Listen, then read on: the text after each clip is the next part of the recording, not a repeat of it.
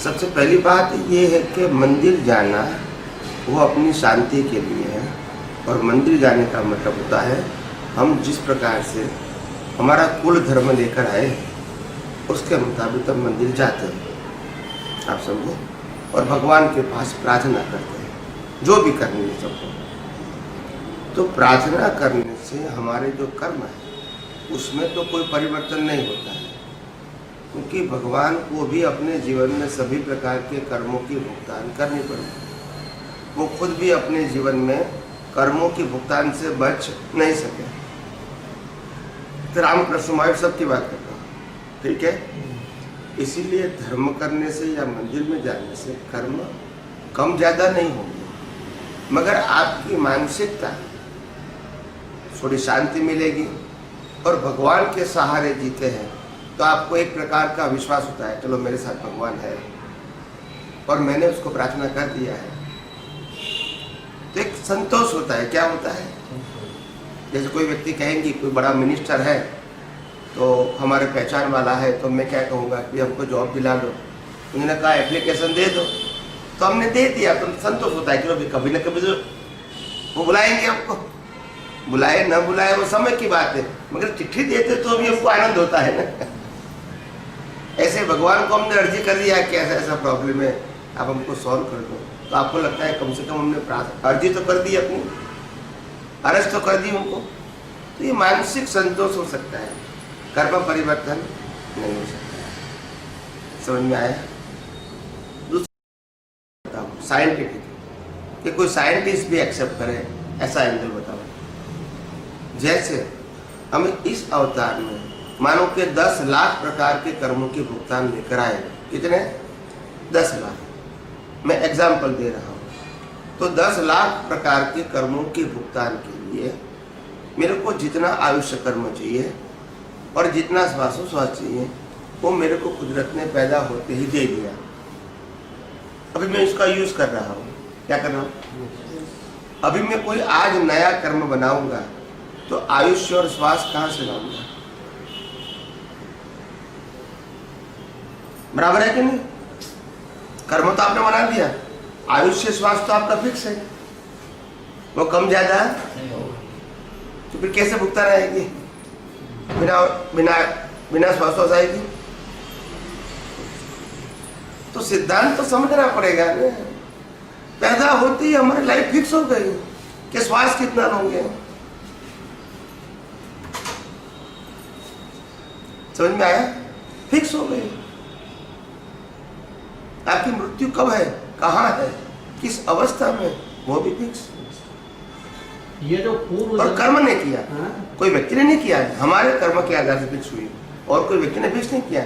व्यक्ति तो कुदरत तो इसका क्या देती है? रिजल्ट देती है। कुदरत हमको सुख दुख नहीं देती है, कुदरत हमारे कर्मों का रिजल्ट देती है, जिसको हम सुख दुख मानते हैं।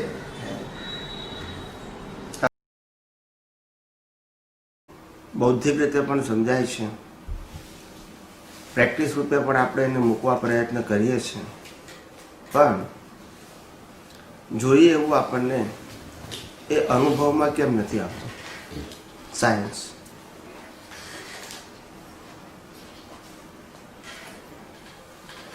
સાયન્સ વસ્તુ એવી છે કે જે આપણે ક્રિયા કરીએ છીએ અને જે આપણને રિઝલ્ટ મળે છે એવું રિઝલ્ટ સાયન્સમાં ના મળે। શું કીધું? ક્રિયા કરીએ અને એનું રિઝલ્ટ માગીએ આપણે, તાકે હું મારા ગણો મને સંતોષ થાય, એવું સાયન્સમાં ના થાય। હું આરતી કરું ને મને સંતોષ થાય, એવું સાયન્સમાં ના થાય। હું ઉપવાસ કરું અને મને એમ થાય કે બીજા બધાએ નથી કર્યું એટલે મેં કર્યો, એ જે મને આનંદ થાય એવું સાયન્સ આનંદમાં ના થાય। સાયન્સ એટલે સેપરેશન। શું કહેવાય? સેપરેશન। સાયન્સ એટલે વિઝન। સાયન્સ એટલે એક્શન નહીં, એક્શનનો અનુભવ સ્થૂળ હોય અને વિઝનનો અનુભવ સેપરેશન હોય। એટલે જે લોકોને પણ કેવળ જ્ઞાન થઈ ગયું હોય, દાખલા તરીકે, તો એ લોકોના મોઢા ઉપર આમ આનંદ ના દેખાય। શું ના દેખાય? જે આપણે લાભ કરીએ છીએ એવો આનંદ ના હોય, પણ એકદમ શાંત અને સ્થિર હોય। હે? બ્લિસફુલ કહેવાય. પણ શાંત અને આપણે જે ભૌતિક આનંદ થાય છે એવો આનંદ ના. પણ એ લોકો આનંદ એવો હોય અંદરથી સેપરેશન. અને હું પોતે સર્વશક્તિમાન છું, હું જ પોતે ચેતન છું, હું જ પોતે શાશ્વત છું, એનો સંપૂર્ણ સંતોષ હોય. નો રિક્વાયરમેન્ટ, કોઈ જરૂરિયાત નથી, કોઈ ઈચ્છા નથી, કોઈ અપેક્ષા નથી. અને આ જગતની અંદર કોઈ ભીખ નથી અને કોઈ ભય નથી. એનો આનંદ કે જે એટેચ થવાનો જે આનંદ છે, ભૌતિક વસ્તુઓ, વિનાશી વસ્તુઓ, વ્યવહારની અંદર એટેચ, કોઈ ક્રિયામાં પણ એટેચ થઈ જાય, વ્યક્તિ સાથે એટેચ થઈ જાય, વસ્તુ સાથે એટેચ થઈ જાય, ને એમાં જે આનંદનો અનુભવ થાય છે એવો સેપરેશનમાં એક્સપિરિયન્સ ના થાય. આપણા ફંડામેન્ટલ ડિફરન્સ જાણો. અહીંયા છૂટાનો આનંદ છે, પેલામાં ભેગા થયાનો આનંદ છે. મને કોઈ વ્યક્તિ મળી, આનંદ થયો. મને કોઈ વસ્તુ મળી, આનંદ થયો. મેં કોઈ સારી વસ્તુ જોઈ, આનંદ થયો. સારી વસ્તુ સાંભળી, મને આનંદ થયો. એવો આનંદ આમાં ના થાય. આમાં છૂટાપણાનો આનંદ છે. શેનો આનંદ છે? છૂટાપણું. આ બેઝિક તમે સમજો. પહેલા સાયન્સ એટલે સેપરેશન. શું કીધું? સાયન્સ એટલે સેપરેશન. આ સાયન્સ સેપરેટ કરવાનું સાયન્સ છે, એટેચ કરવાનું સાયન્સ નથી. એટલે આ જે બહાર જે આનંદ વિભોર ફીલ થાય એ આપણે શું કહેવાય, કોઈ પણ અવસ્થાનો આનંદ છે. અવસ્થા, અને એ પૂતગલનો આનંદ છે. ભૌગોલિક આનંદ કો, અવસ્થાનો આનંદ કો, સર્કમસ્ટાન્સીસનો આનંદ કો, એવો આનંદ આત્મામાં ના થાય. પણ આત્મા પણ આ વિજ્ઞાનનો આનંદ એ રીતે થાય, છૂટાપણાનો આનંદ, નિરાકુરતાનો આનંદ, અકર્તાપણાનો આનંદ, ભીખ અને ભયથી મુક્ત થયાનો આનંદ, પોતાના સ્વરૂપના લક્ષનો આનંદ. આ જગત કુદરતી રચના તરીકે દેખાય છે, કોઈ કરતા નથી દેખાતું, એનો આનંદ. આ જગતમાં હું કોઈનો વસ્તુનો માલિક નથી, એમ દુનિયામાં પણ કોઈ માલિક નથી, માલિકી ભાવ વગરનો આનંદ. આવો આનંદ એ દ્રષ્ટિનો સવાલ છે. શેનો સવાલ છે? એ એક્શનનો સવાલ નથી.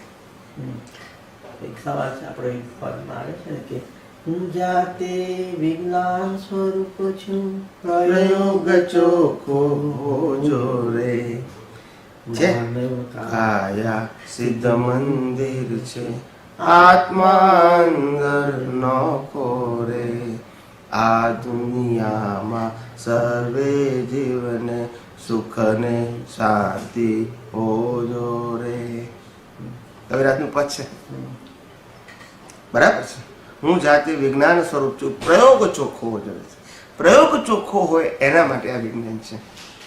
એમાં ક્રિયાનો પ્રશ્ન આવતો નથી. પ્રયોગ એટલે એક્સપેરિમેન્ટ, ક્રિયા એટલે એક્શન. શું કહેવાય? એક્શન ને ક્રિયા કહેવાય. એનો આનંદ ભૌગોલિક હોય. અહીંયા એક્સપેરિમેન્ટથી સેપરેશનનો આનંદ છે. આ બેઝિક ડિફરન્ટ કહું છું. સાયન્સમાં કેવો આનંદ થાય? છૂટાપણાનો આનંદ, નિરાકુરતાનો આનંદ, મટીરિયલનો આનંદ નહીં, ભૌતિક વસ્તુ પ્રાપ્તિનો આનંદ નહીં, કોઈ વસ્તુ મળી એનો આનંદ નથી. હું છૂટો રહ્યો આનંદ. શેનાથી છૂટા રહેવાનું? મન વચન કાયાથી. શેનાથી છૂટા રહેવાનું? એનો આનંદ. શેનાથી છૂટા રહેવાનું? અજ્ઞાનથી છૂટો રહ્યો એનો આનંદ. શેનાથી છૂટો રહ્યો? મેં ભોગવ્યું, કોઈ આને ભોગવ્યું, ડિસ્ચાર્જ અંતસ્કરણે ભોગવ્યું સુખ ને દુઃખ, એના છૂટો રહ્યો એનો આનંદ. એ આનંદ નિરાકુરતાનો આનંદ છે. એ એચિવમેન્ટ નથી, એ જે પરિણામ વાળા ભાગથી હું મુક્ત રહ્યો એનો આનંદ. શું કીધું? પરિણામ વાળા ભાગ. આ પરિણામ વાળો ભાગ ને ડિસ્ચાર્જ અંતસ્કરણ પણ એનાથી શું રહ્યો? એનો આનંદ. એ વિજ્ઞાનના એપ્લિકેશનનો આનંદ છે. આપણે તો સાધન, સંપત્તિ, સત્તા અને સંબંધ, એ ચાર વસ્તુ પણ બધું એમાંથી જે આપણે સેપરેટ કર્યા.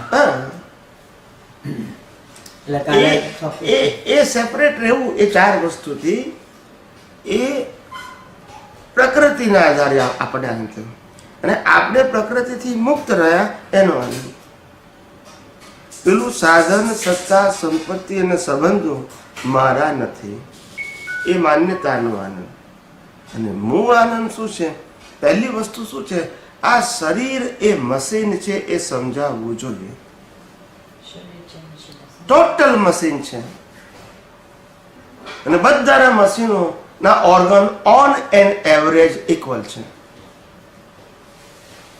ઓર્ગન એનું જે ફંડામેન્ટલ સ્ટ્રક્ચર કહેવાય કેવું છે બધાનું ઇક્વલ છે. અને એનું ઇન્ગ્રેડિયન્ટ્સ એને રો મટીરિયલ કહીએ એ પણ બધાનું ઇક્વલ છે.